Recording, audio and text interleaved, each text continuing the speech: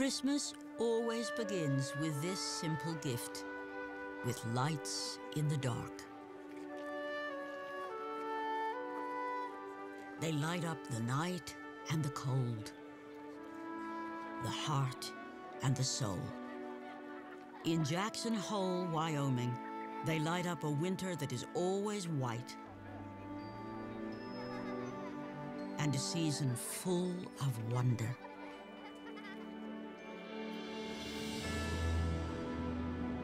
This is Christmas in no ordinary place.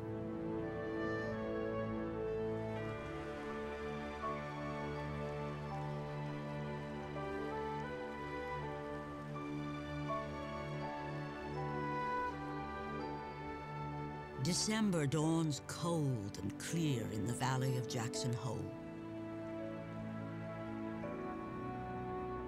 Already the surrounding mountains are wrapped for the season in glistening sheets of ice and snow.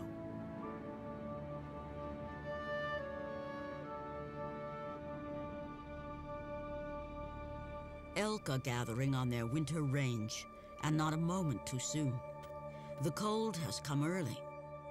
All the moisture in the air has frozen into sparkling crystals called diamond dust.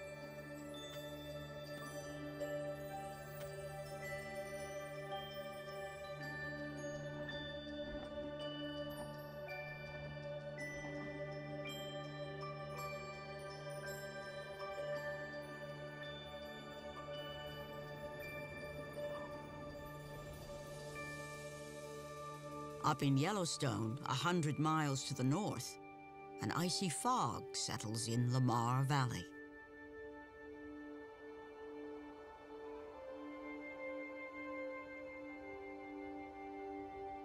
It's December 7th, and the mercury reads 45 below.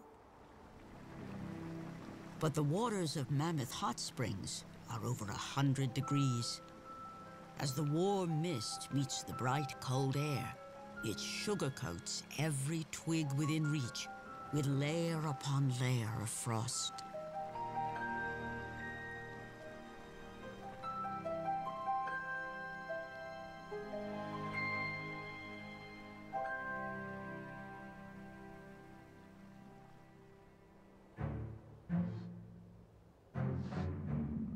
The cold snap has caught these bison off guard. They're still up in the high country and must head down to easier wintering grounds.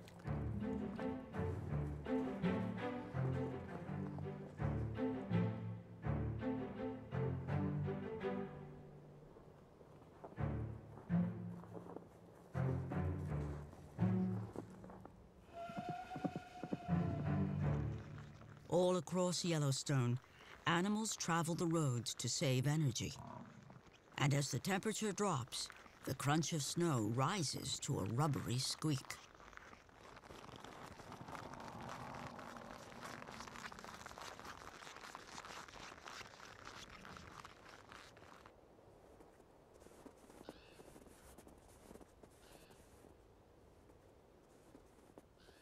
A red fox, perfectly dressed for the weather, is already where he needs to be.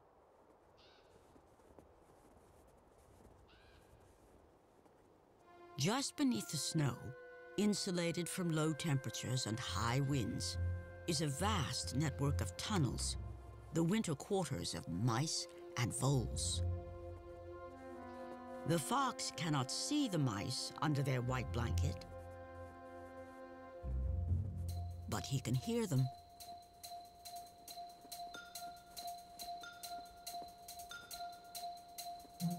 The trick is not to let them hear him.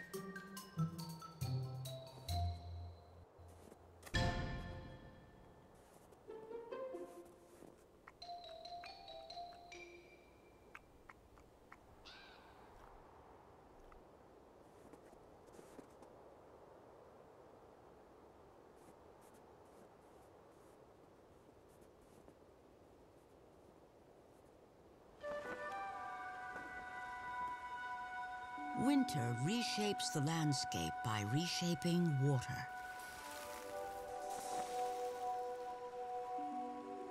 Ice, snow, frost, and diamond dust.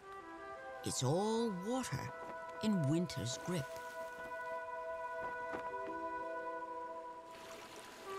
Cold works the line between liquid and solid.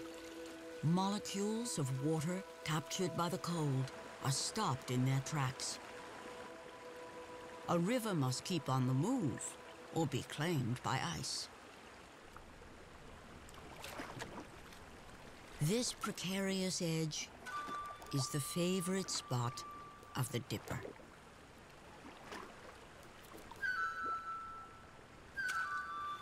It's a songbird that hunts aquatic insects year-round. Insulated with special down, it dives in and out, all the while looking dry and comfortable. Standing in bare little feet on the ice, it never seems to notice the cold.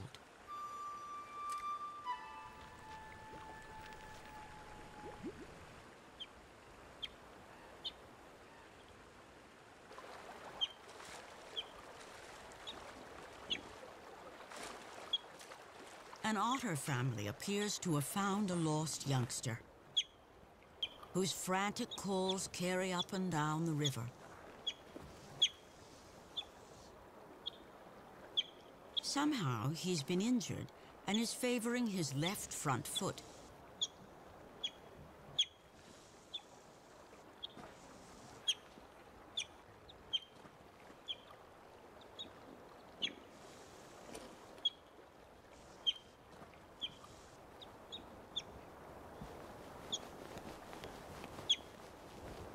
Finally, he gets the attention he's been crying for.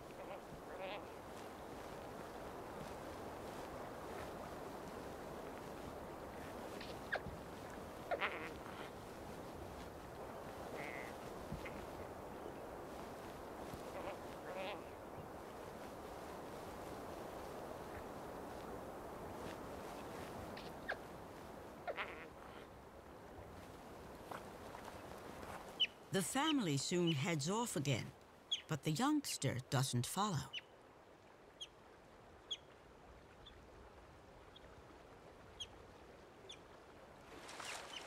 They need to find fish, and maybe he just can't keep up.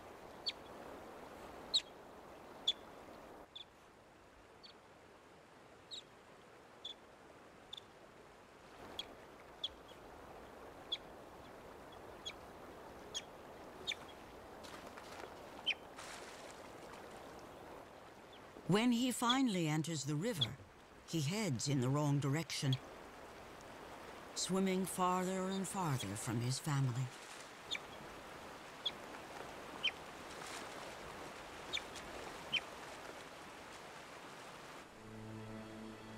The season is closing in. Water slows down into ice. As the ice forms, it expands. And as it expands, it cracks.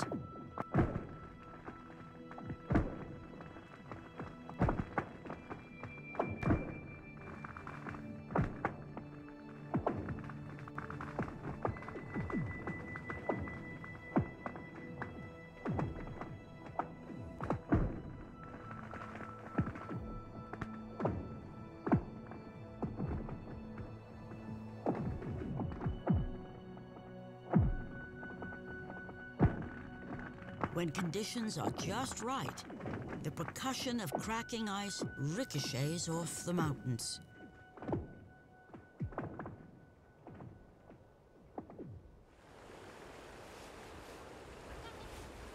To the challenge of ice and cold, add another: wind.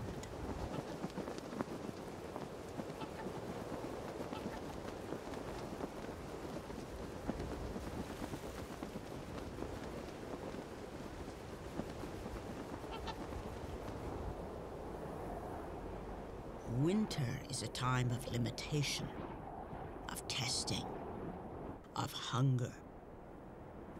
and it's just beginning.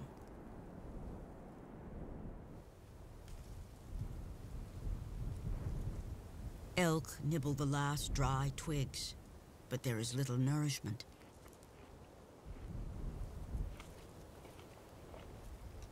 A moose browses in willows that have gone dormant for the season.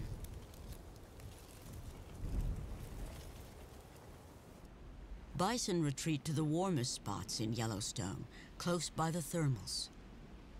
Heat rising up through the ground keeps the snow cover thin, but there is little to eat. Everyone's task now is simply to endure.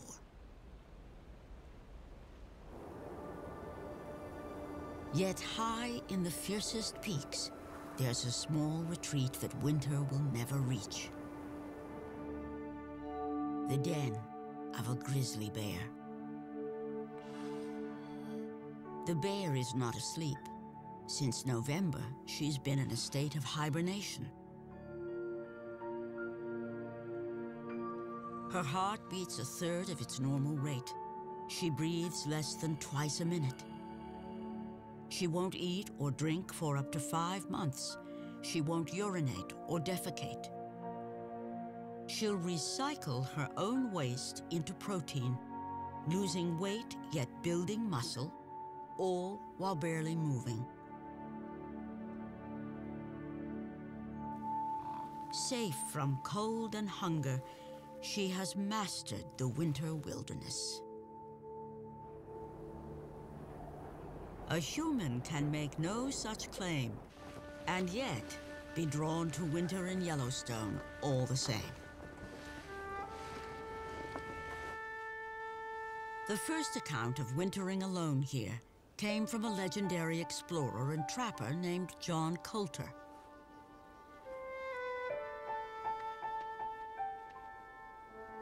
By 1806, he'd become one of the most able members of the Lewis and Clark expedition as it crossed an uncharted continent to the Pacific.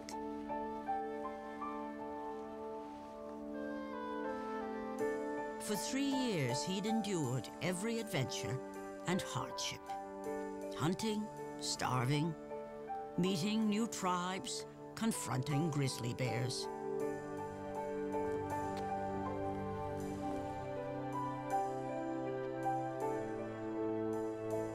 Yet, 2 months short of the expedition's return to the comforts of St. Louis, Coulter turned and headed back into the wilderness. On foot, carrying a rifle and a 30-pound pack, he headed up into an unmapped country called the Yellowstone.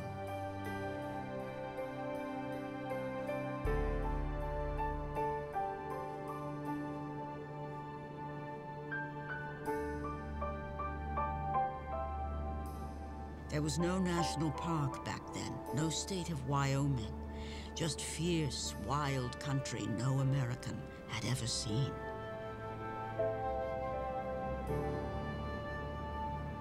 What would John Coulter have witnessed as he reached the rim of Lamar Valley that winter 200 years ago?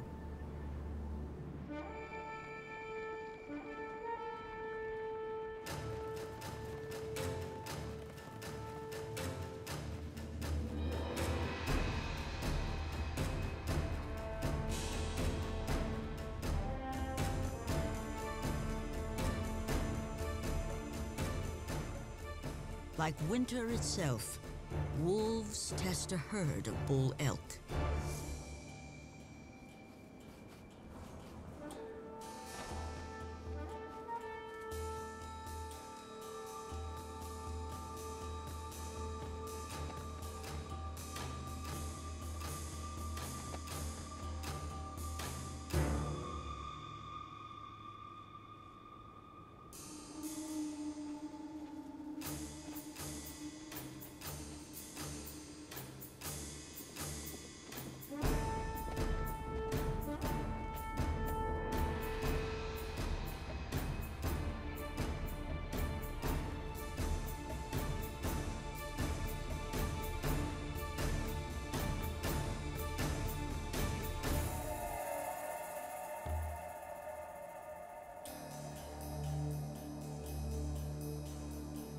The elk show themselves to be fit, but it's early in the season yet.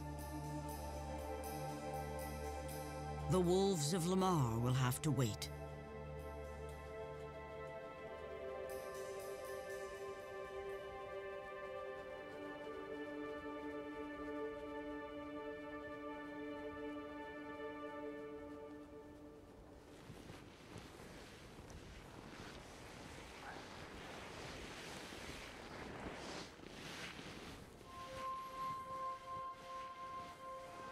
Photographer Tom Murphy is a modern-day adventurer who, like John Coulter, finds it hard to come in from the cold. For 26 years, he's spent part of each winter camping in the backcountry. His book, Silence and Solitude, is a profound account of Yellowstone in winter. The reason I do this is an opportunity to see this country in its wildest and most beautiful time. You know, the cold and the snow drives most people away. The rewards are you see country that nobody else sees.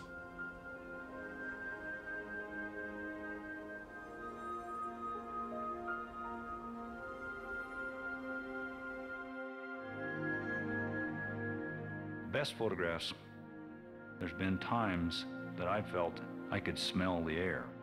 I could smell the trees.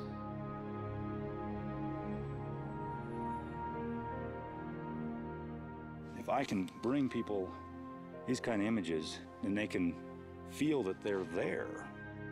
And they'll say, I need to make sure that stays that way.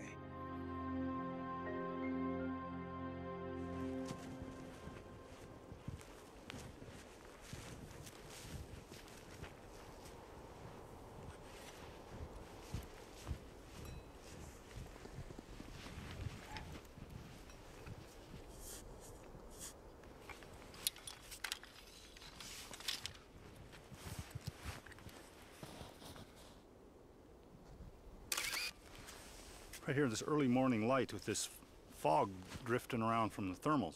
What's happening is all this stuff reveals things that aren't normally this prominent. Of course, the sun is coming up fairly quickly, and it's going to change the shadows.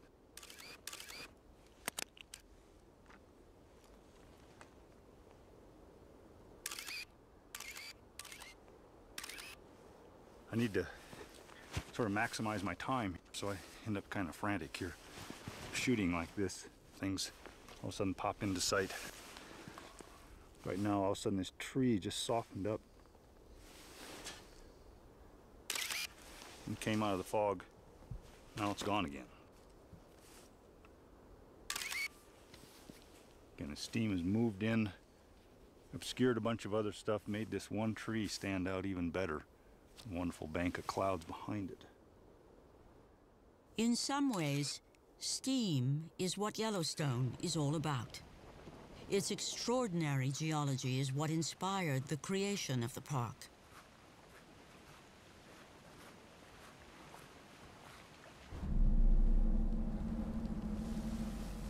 The rarest of all thermal features are geysers, and Yellowstone holds more of them than any place on Earth. They require a perfect alchemy of water, rock, and volcanic heat.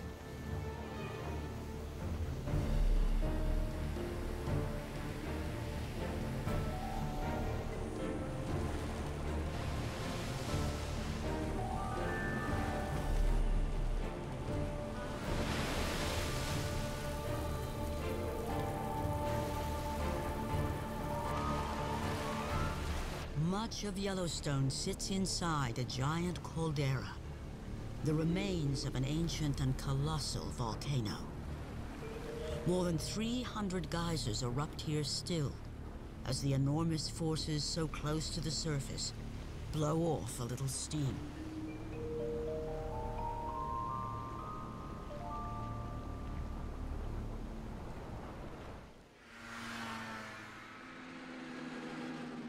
Deep in December, the only way to drive into the park is by snowmobile, or in antique contraptions called snow coaches. These vehicles have been in service in Yellowstone since the 1950s.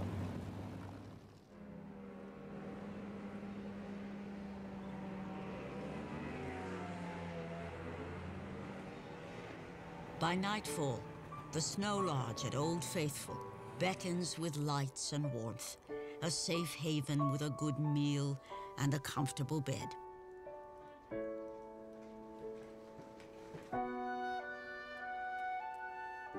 It takes something special to enter Yellowstone completely, in the cold and on your own.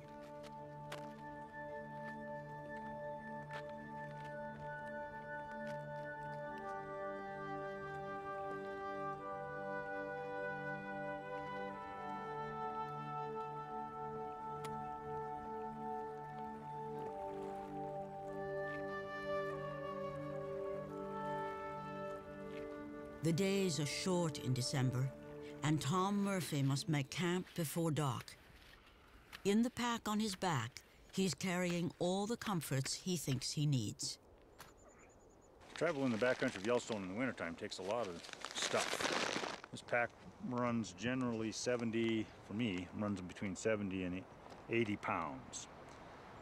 It's about as light as I can make it if I'm carrying camera gear. So this is what I got. This, first of all, is a bag of food, which I always have way too much of. I have a stove. I always travel with a very large, very warm down jacket. They're the warmest mittens I've ever seen. Even soaking wet, they're still really nice. Small emergency kit and headlamp. Always have 2 water bottles. You never drink too much water here. So this is my shelter. 8-foot square nylon tarp with rubberized coating. You need to tie a knot that's easy to untie because your fingers are going to be cold in the morning. And figure 8, it's a wonderful knot. Tie this one up here. I got a longer stick, improvised by using the grommet on that knot actually. Into the roof here. Flexible. Okay, so there's my back wall and my roof. Pretty nice, actually.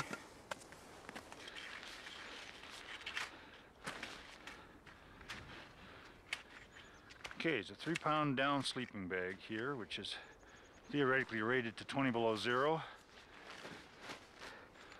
I'm going to fluff it up here, put it in here as soon as I can so that down fluffs up and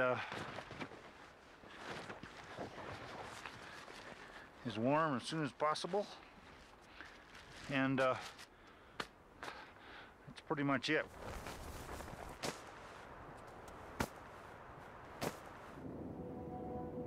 Pretty much it doesn't look like nearly enough. A storm is moving across the mountains.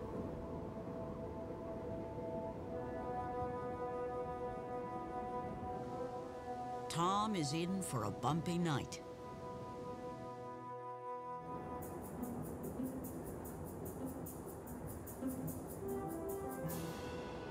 By first light, a ground blizzard is sweeping down Specimen Ridge.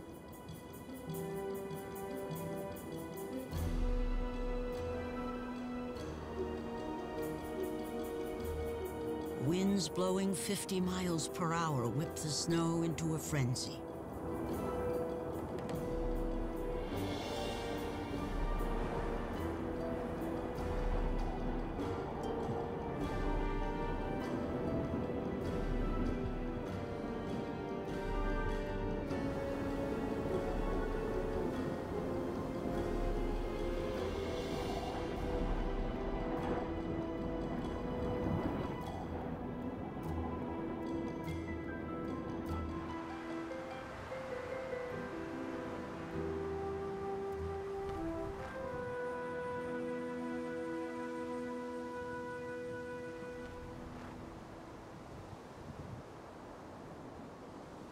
How was the night, Tom?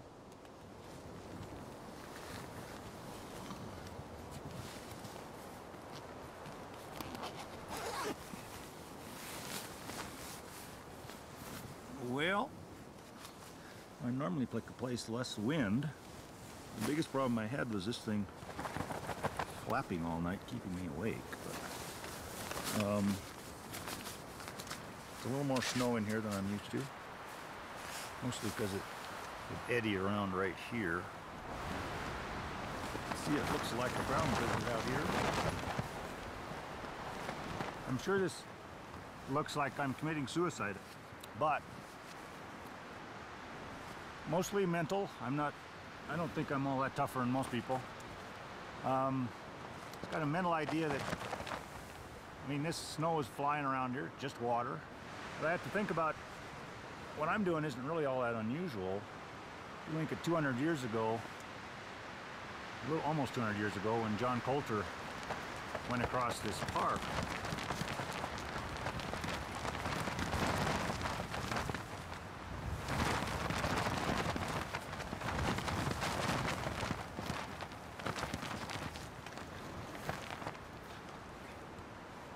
Think about 200 years ago when John Coulter went across this park, he didn't have a down sleeping bag. He probably had a bison robe, which is probably pretty warm. It's definitely waterproof. And there's hair on bison about that thick. So it'd be very, very warm, but he would be lying down in something just like I am. Wind blowing the snow right over him, he probably buried him at night. And you just get up, shake that stuff off, and away you go.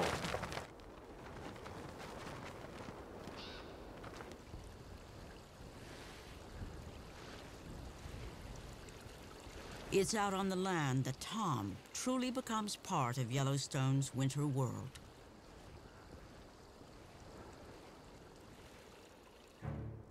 A group of bison are making the steep climb out of Hayden Valley. After digging for grass under the snow on the valley floor, they're ready to search elsewhere. Perhaps the wind has blown the snow off the top of the ridge and exposed something to eat.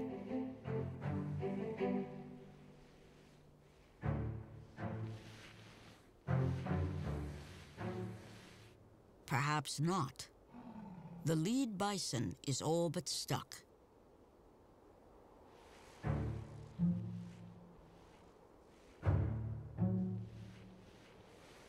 It looks like she could use a better idea. But no one seems to have one.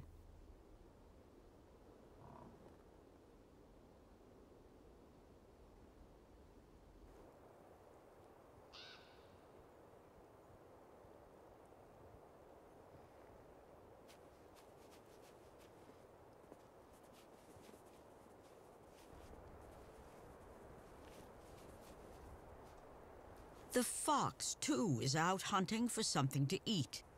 In a place so vast and empty, he looks too small to be out here all alone. But today, the fox has company.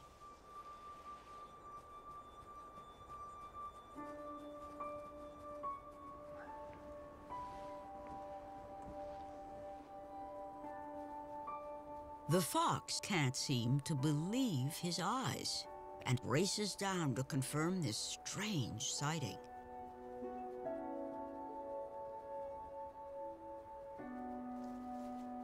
A human in winter.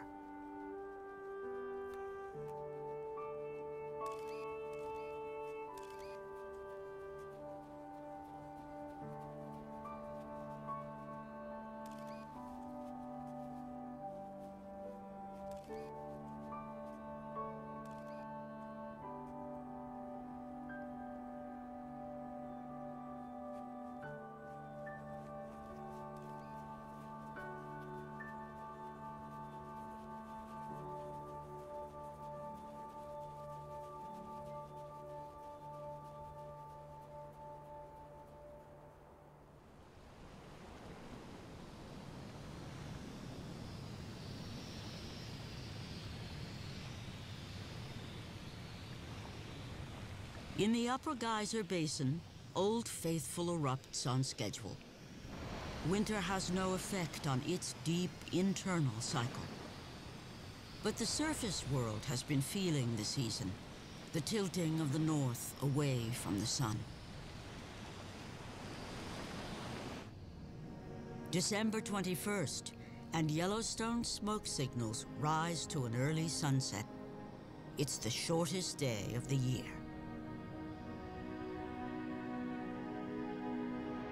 The Earth has reached a turning point in its orbit and appears to pause, while high overhead, a great celestial battle has begun.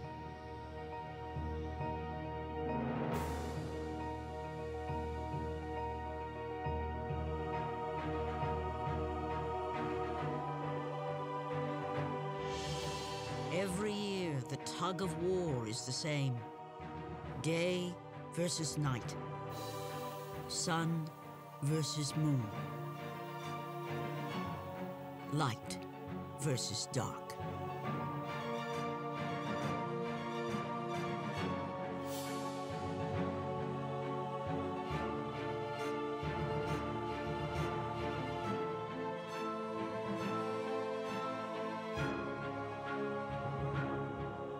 Tonight, darkness will win one last time.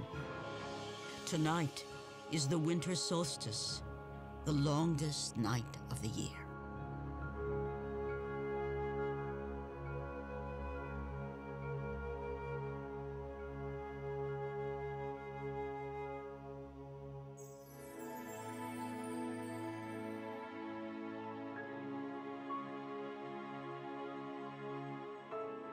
By dawn, the battle is over. Light has won the day. Yellowstone is spinning back toward the sun. Though officially winter has just begun, its days are already numbered.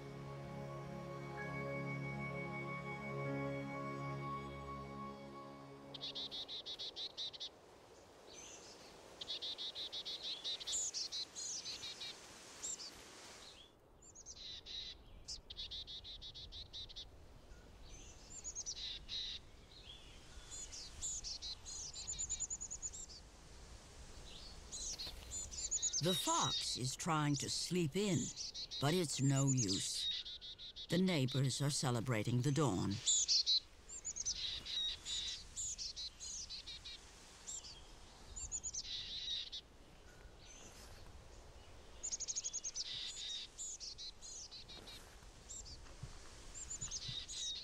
Once he's up, he's bound to be hungry.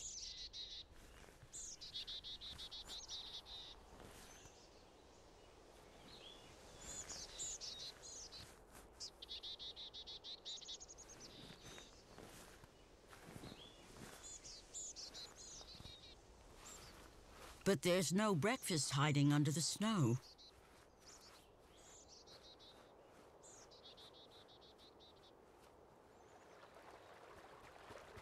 He sets off along the bank of the Yellowstone River, just upstream of the mighty falls.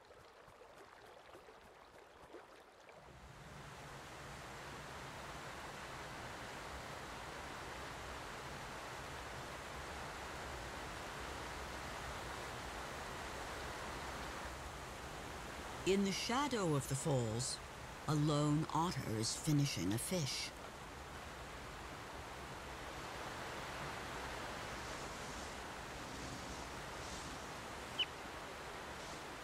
It's the injured youngster, still nursing his foot. He calls, but no one answers. His family is nowhere in sight.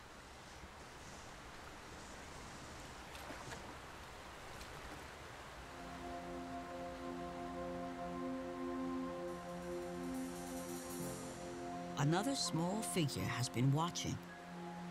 A coyote has a slim chance of actually taking an otter. His best hope is to scare one into dropping a fish.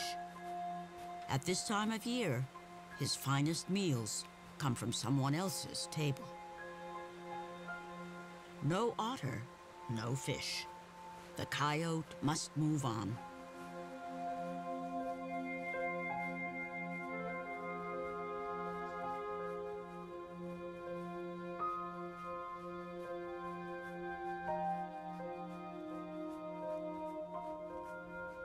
something in the distance catches his attention. Wolves. In Yellowstone, wolves are a coyote's worst enemy. But he's in luck. The wolves are hunting, and if they succeed, there will be a carcass and a feast.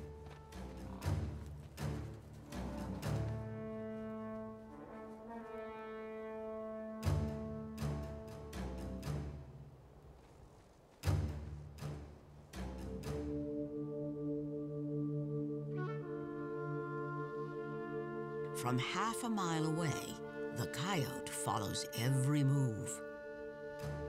He needs the wolves to win this battle. But the bison mount a strong defense.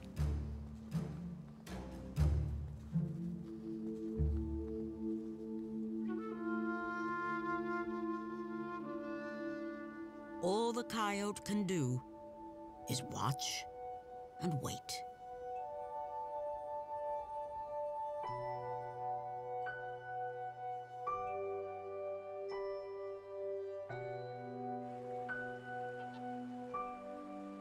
A snowfall muffles the voices of trumpeter swans. This is the first winter for these cygnets. By next Christmas, they'll be as white as the falling snow.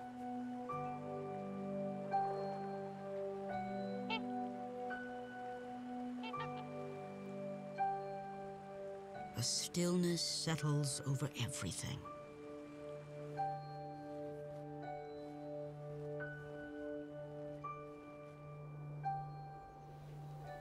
Well, the reason I keep coming back in the winter,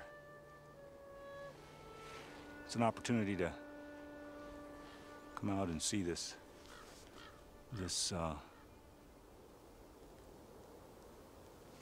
country that's quiet, sort of like a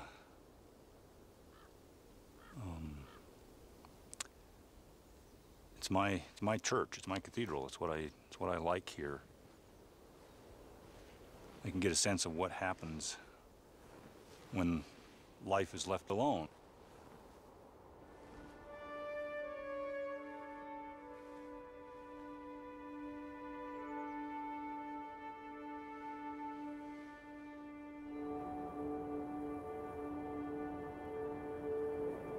High up in her den, the grizzly is alone. But that's about to change. Deep in hibernation, her body is preparing for one more amazing feat. Last summer, she mated. She entered her den as a mother-to-be. Soon, she will give birth.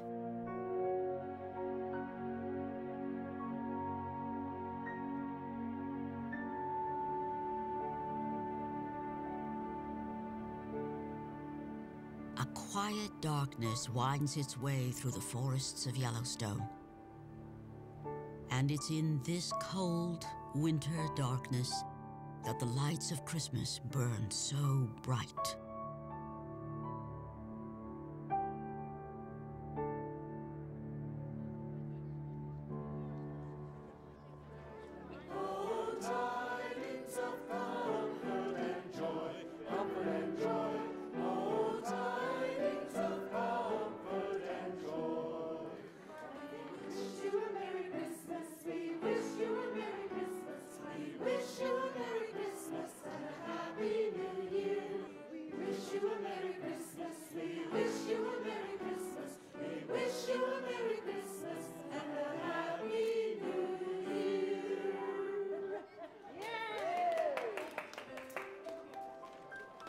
Inside the Snow Lodge, visitors share the magic of Christmas Eve.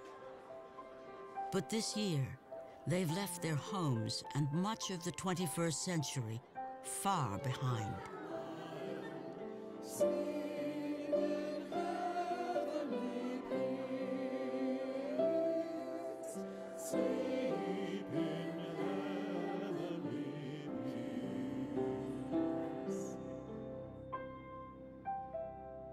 Outside in the night, Yellowstone remains much as it was that first Christmas, some 2,000 years ago.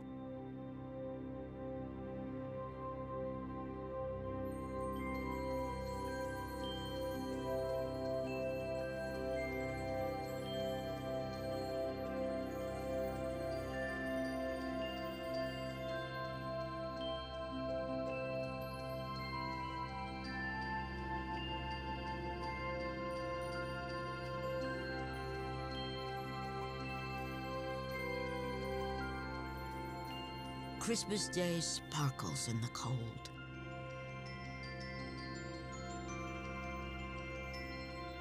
It shines on a once and forever wilderness, a miracle in the modern world.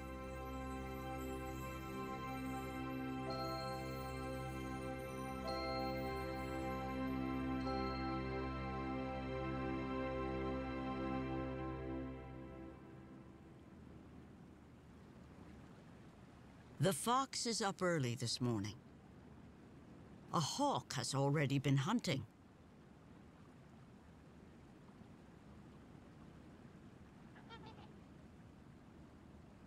And freshly printed in the snow is the signature of a trumpeter swan.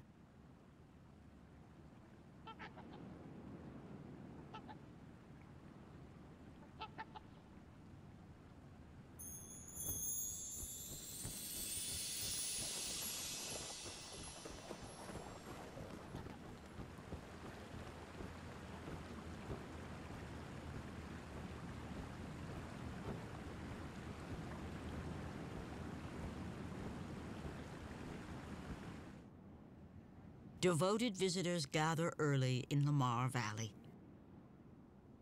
They're hoping to see wolves on Christmas Day.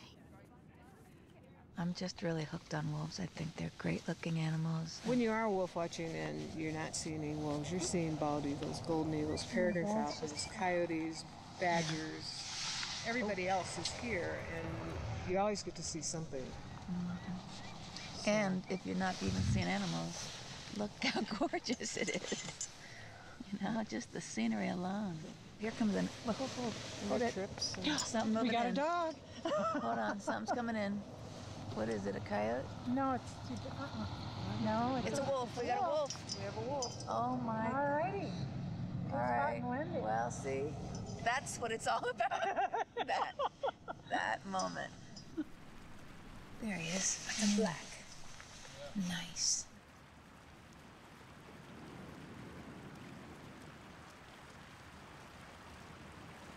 A young black wolf and her parents are attempting to cross Soda Butte Creek. But winter presents challenges even for them.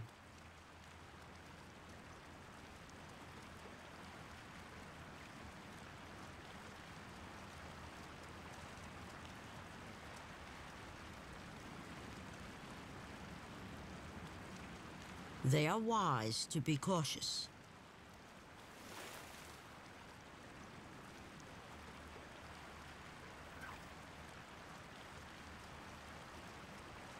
There'll be no river crossing today.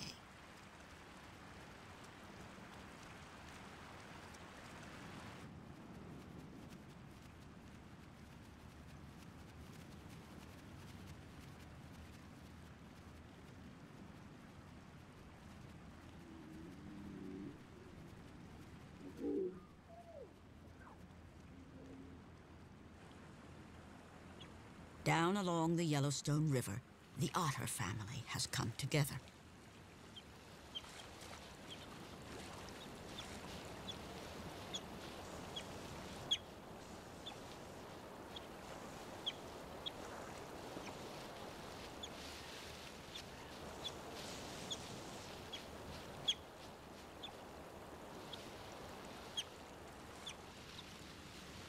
Even the lame youngster is in their midst. It's a Christmas reunion, and today they have an appreciative audience. They normally stay at families? Quite often we see three of them together in this stretch of river, and today's actually been the first time this winter that I've seen 4 at one time. Quite often we see eagles somewhere around the otters, or coyotes somewhere around the otters. Oh, actually, right there. There's a bald eagle, there's a bald eagle right there. Look at that. Wow. Good spot. This is Yellowstone's special gift. To experience for ourselves the world that used to be.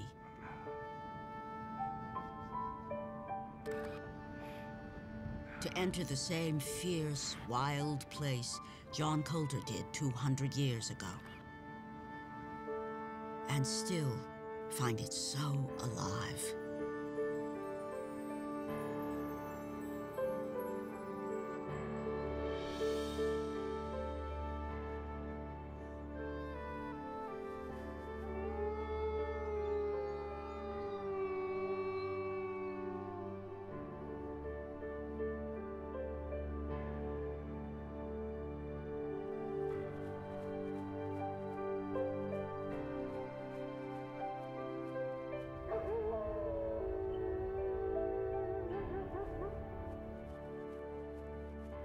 Anybody who's set out on hillside in the winter when it's so still and heard a wolf, there's no price tag you can put on it.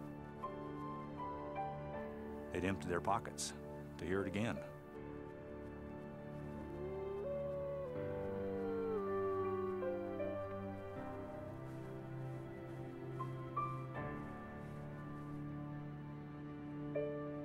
Yellowstone's given me a lot of gifts, and it's given the entire world a lot of gifts. It's done that for over 130 years. It's an example for what's possible, it's an example for what was. And we can improve on some things, but we cannot improve on this. We can't improve on this at all.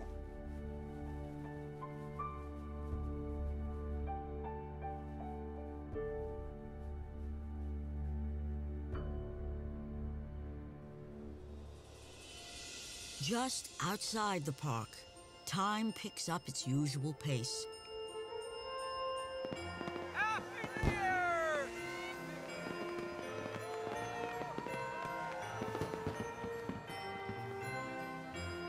Down in Jackson Hole, Christmas ends as it began, with the magic of lights dancing in the dark.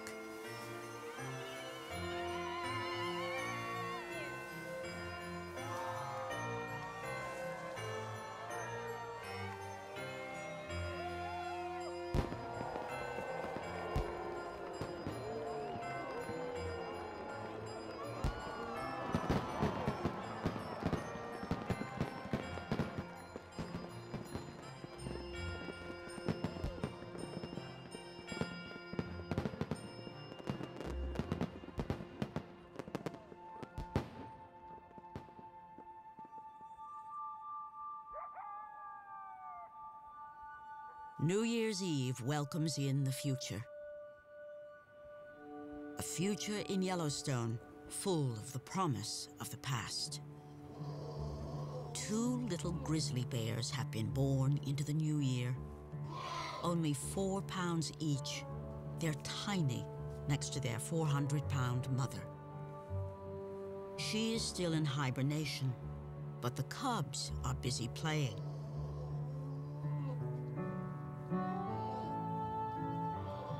They're preparing for a world their ancestors ruled, and that still belongs to them.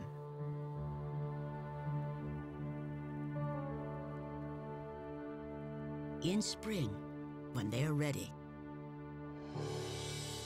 Yellowstone will be waiting.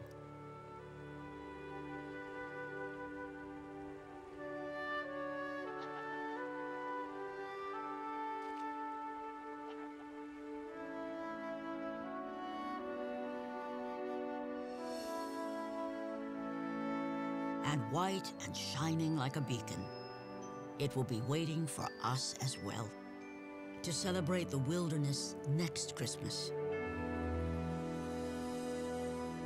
And all the Christmases to come.